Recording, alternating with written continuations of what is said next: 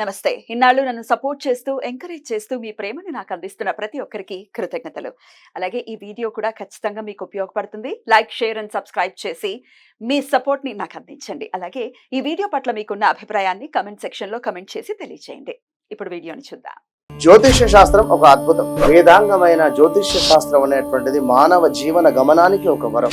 జ్యోతిష్య శాస్త్రం నీ జీవితంలో వెలుగునింపే ఒక భాష. ఆ భాష నీకు అర్థమైతే ప్రకృతి నీతో మాట్లాడుతుంది. అస్ట్రాలజీ నేర్చుకోవాలి అనుకునే వారికి అద్భుత అవకాశం. మురళీధర శర్మ గారి అస్ట్రాలజీ క్లాసెస్ అతి త్వరలో మొదలు కాబోతున్నాయి. 100% జాబ్ గ్యారంటీ. వివరాల కొరకు సంప్రదించండి.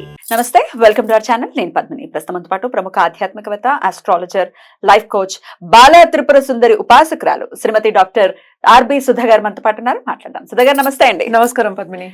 ఎస్ సుధా గారు, బోర్డు మీద మీరు రాశారు. అవును, అన్ని స్తంభన. ఇప్పుడు కరెంట్ టాపిక్ కదా, హాట్ టాపిక్ అయిపోయింది అది. ఇన్నాళ్ళ స్తంభన ఏంటి సుధా గారు? స్తంభన 7th జూన్ వరకు. అవును, స్తంభన అనే దానికి మనం ఆల్రెడీ మాట్లాడుకున్నాం. బట్ జనరల్ గా చెప్పాలి అంటే ఎప్పటికైనా ఇప్పుడు నాట్ ఓన్లీ రిట్రోగ్రేడ్ మోషన్, మళ్ళా నీచ పడినప్పుడు స్తంభన. స్తంభన అంటే ఏంటి? మనమే ఉన్నాం, మనకు ఒంట్లో బాగాలేకపోతే ఏం చేస్తాం? అలాగే ఆగిపోతుంది. అలాగే మార్స్ కూడా, అంటే కుజుడు ఏంటంటే స్తంభిస్తున్నాడు అనేది మెయిన్ టాపిక్. ఎక్కడ స్తంభిస్తున్నాడు అనేది వెరీ ఇంపార్టెంట్. స్తంభన అనే దానికి అందుకనే ఎగ్జాంపుల్ కింద అది చెప్పాను అనమాట. అంటే నీచ పడుతున్నాడు. మనకి తెలిసిన ఒక విషయం ఏంటంటే క్యాన్సర్, కర్కాటకంలో నీచపడతాడు అనమాట. అదొకటి కాకుండా మనం ఎప్పటికైనా మాట్లాడుకునేది ఫ్రెండ్షిప్స్ మాట్లాడుకుంటాం. అంటే ఏంటంటే న్యాచురల్ ఫ్రెండ్షిప్స్ ఉంటుంది, న్యాచురల్ ఎనిమినిటీ ఉంటుంది మనకి 9 గ్రహాల్లోనూ. అలాగే ఏంటంటే బెనిఫిక్స్ ఉంటాయి, మ్యాలిఫిక్స్ ఉంటాయి. సో ఈవెన్ బుధుడు ఇల్లు బై ఇట్ సెల్ఫ్ ఇస్, అంటే ఏంటి, స్తంభన ఎక్కడ జరుగుతుంది? క్యాన్సర్. ఇక్కడ నుంచి ఎక్కడ దిగాలి? మనకి మిథునం నుంచి దిగాలి కనుక మిథునం by itself is enemies place అనమాట. సో అక్కడ కూడా ఏంటంటే మనం ఎక్కడైనా తెలియని ప్లేస్ లో కానీ వేరే ప్రదేశంలో వెళ్ళినప్పుడు గబుకుని మనకి తెలియదు ఎలా చేయాలి, పనులు చేయాలో తెలియదు కనుక. అలాగే ఒక ఎనిమి ఇంట్లో ఉన్నాము అంటే కట్టేసినట్టే ఉంటుంది కదా, అలాగే ఉండదు. అందుకోసమే స్తంభిస్తోంది ఎన్ని నెలలు అని చెప్పుకుంటున్నాం అనమాట. అది ఎప్పుడెప్పుడు జరుగుతోంది అనేది చూద్దాం. ఇప్పుడు ప్రస్తుతం మనం ఇంకా ఆగస్ట్ ఎండ్ సెప్టెంబర్ లో ఉన్నాం అనుకుందాము. ఆగస్ట్ 26th నుంచి మిథునంలో ఉన్నారు. సో మిథునం నుంచి మళ్ళా ఏమో కర్కాటకంకి October 20th వెళ్తున్నారు అనమాట. సో వెళ్ళిన తర్వాత అక్కడ రిట్రోగ్రేడ్ మోషన్ అనేది జరుగుతోంది.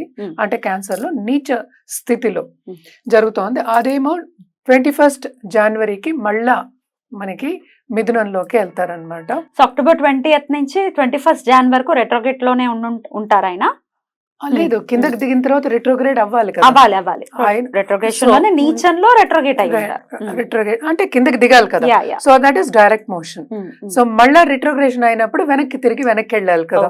సో వెనక్కి ఎప్పుడవుతోంది? అది మనకి జనవరిలో అవుతుంది నెక్స్ట్ ఇయర్. మిథునంలోకి వెళ్తున్నారు. అది నేను అందుకనే 6 వేశారు. ఫిబ్రవరి వరకు ఉందన్నమాట అది. సో ఫిబ్రవరి వరకు అంటే రిట్రోగ్రేషన్ మోషన్ అనమాట. అంటే 24th ఫిబ్రవరి వరకు ఉంది. మళ్ళీ డైరెక్ట్ మోషన్ అవ్వాలి. రిట్రోగ్రేడ్ అయిన తర్వాత మళ్ళీ కర్వ్ తిరగాలి కదా, వెనక్కి తిరగాలి. అప్పుడే కదా మనం డైరెక్ట్ మోషన్ రావాలి. So direct motion 24th Feb నుంచి 3rd April మనకి మిథునంలో అవుతున్నారు. దాని తర్వాత ఏంటంటే 3rd April కి మనకి కర్కాటకానికి వస్తున్నారు అనమాట. June 7th వరకు ఇక్కడ ఉంటున్నారు. తర్వాత June 7th కి మనకి సింహంకి వెళ్తున్నారు అనమాట.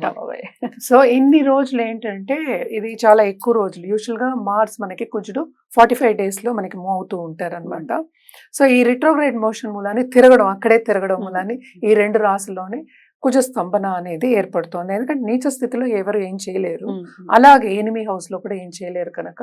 సో ఇవన్నీ ఏంటంటే 12 రాశులు, 12 రాశుల వారికి ఎఫెక్ట్ అనేది ఉంటుంది. అంటే తప్పక ఉంటుంది కదా. మరి 9 గ్రహాలు ఒక గ్రహం అలా అవుతున్నప్పుడు ఉండదా? అలాగే మనకి జూపిటర్ కూడా రిట్రోగ్రేషన్ అవుతున్నారు ఇదే సమయంలో. సో కొన్ని రాశులకి బాగుంటాయి, కొన్ని రాశులకి బ్యాలెన్స్డ్ ఉంటాయి, జరుగుతూ ఉంటుంది. డిపెండ్స్ అనమాట.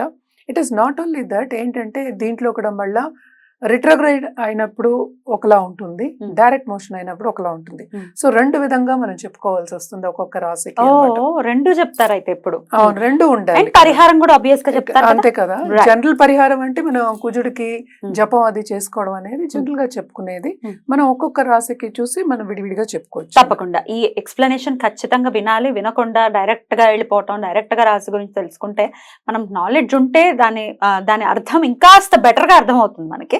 సో అందుకే ఇంత వివరణాత్మకంగా మాట్లాడుతున్నాం అన్నమాట.